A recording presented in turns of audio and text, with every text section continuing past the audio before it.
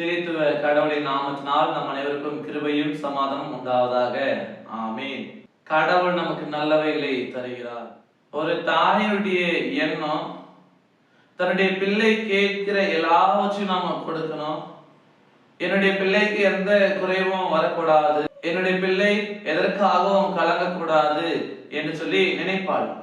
ஒரு தந்தையுடைய எண்ணம், நான் ஆசைப்பட்டதுதான் எனக்கு கிடைக்கல, நான் எதிர்பார்த்ததுதான் என்னால் அனுபவிக்க முடியல, ஆனாலும் என் குழந்தை என் பிள்ளை நினைச்செல்லாம் வாங்கிக்கிட்டோம், என் பிள்ளை ஆசைப்பட்டதெல்லாம் அனுபவிக்கிட்டோம் என்று சொல்லி நினைப்பார்கள்.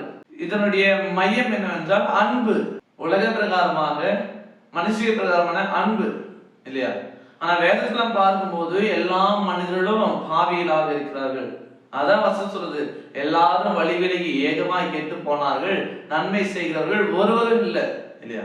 தன்னுடைய வீட்டுக்கு வரும்போது நல்லவர்களாக இருக்கிறார்கள், சமூகத்துக்குள்ளாக போகும்பொழுது அவர்கள் சில வேளைகளிலே தீயவர்களாக மாறிவிடுவார்கள், சுயநலவாதிகளாக மாறிவிடுவார்கள்.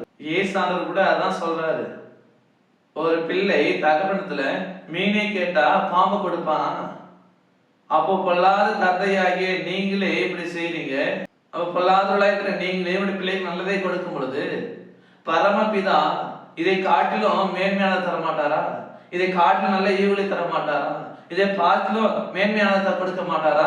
அப்ப அதை பார்க்கும் பொழுது கடவுள் மற்ற எல்லாரை பார்க்கலும் மேன்மையானதை, நலமானவற்றை, ஜீவனுக்குரியதை, வாழ்வுக்குரியதை, ஆசீர்வாதத்துக்குரியதை கடவுள் நமக்கு நித்தமும் கொடுத்து கொண்டே இருக்கிறார். பாருங்க, மனுஷ பிரகாரமாக ஒரு மனிதன் தன்னை சார்ந்தவர்களுக்கு என்னதான் கொடுத்தாலும் சில வேலைகள் அது தவறக்கூடிய நிலைகள் இருக்கிறது. ஆனா கடவுள் நமக்கு கொடுப்பது ஒருபோதும் தவறானது. கடவுள் நமக்கு செய்கிற நல்லவைகள், கடவுள் நமக்கு தருகிற நலமானது எதுவுமே மாறாதது. அது எப்பொழுதுமே நம்முடைய ஜீவனுக்கு எதுவாக இருக்கும் இல்லையா?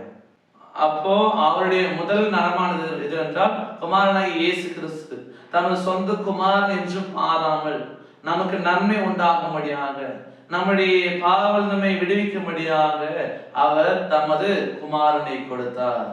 அதுதான் எல்லாவற்றுக்கும் மேலான நல்லது, எல்லாவற்றிற்கும் மேலான நலமான செய்கையாக இருக்கிறது.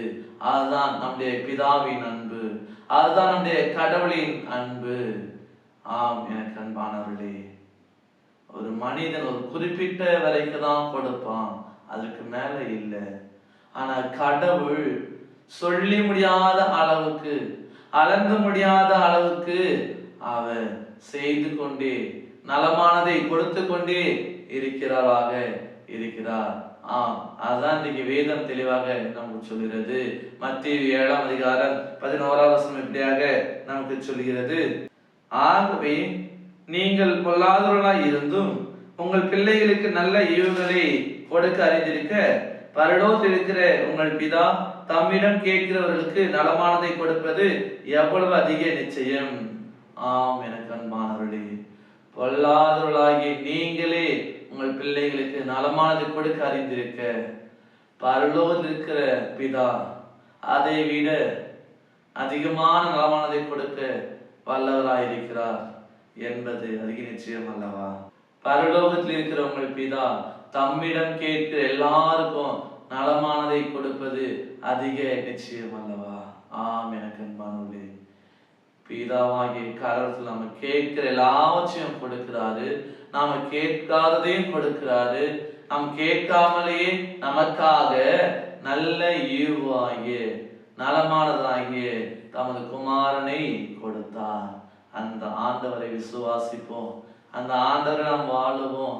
அந்த ஆண்டவரே நம்முடைய பாவங்களை மன்னிக்கிறவர், அந்த ஆண்டவரே நம்மை மீட்டெடுக்கக்கூடியவர், அந்த ஆண்டவரே நம்மை பிதாட்டில சேர்க்கக்கூடியவர். அவரை பற்றி நம்பிக்கை நாம் தொடர்ந்து வாழ்ந்து அவருடைய ஆசீர்வாதங்களை பெற்றுக்கொள்ள தூய ஆவியானவர் நம்மை பலப்படுத்தி காப்பாராக. ஆமென். எல்லா ஆபத்துக்கும் மேலான தெய்வீக சமாதானம் கிறிஸ்து இயேசுவுக்குள் காத்துக் கொள்வாராக. ஆமென். யாவரும் கண்களை மூடி நாம் ஜெபிப்போம். எங்கள் கண்மலையும் மீட்பருமாகிய கடவுளே, இந்த ஆசீர்வாதமான இந்த வேலைக்காக நாங்கள் நன்றி படைக்கிறோம். இந்த நேரத்திலும் கூட நாங்கள் உம்முடைய வார்த்தையை கேட்டிருக்கிறபடியாக இனி வரக்கூடிய காலத்துல கடவுள் எங்களுக்கு நலமானதை செய்கிறார், கடவுள் எங்களுக்கு நன்மையான எல்லா ஈவுகளை கொடுத்து கொண்டே இருக்கிறார்.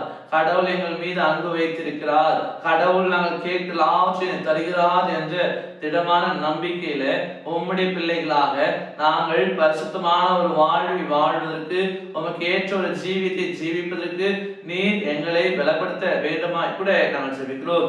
உலக பெற்றோர்களே தன்னுடைய பிள்ளைகளுக்கு நல்ல ஈவுகளை கொடுக்க அறிந்திருக்கிற பொழுது, எங்களை படைத்த சர்வ வல்லமையுள்ள பிதாவாகிய நீர் அதை காட்டிலும் மேன்மையான நல்ல காரியங்களை, நல்ல ஈவுகளை, நல்ல நன்மைகளை நீர் கொடுத்து வருகிறீர். அதற்காக நாங்கள் நன்றி படைக்கிறோம்.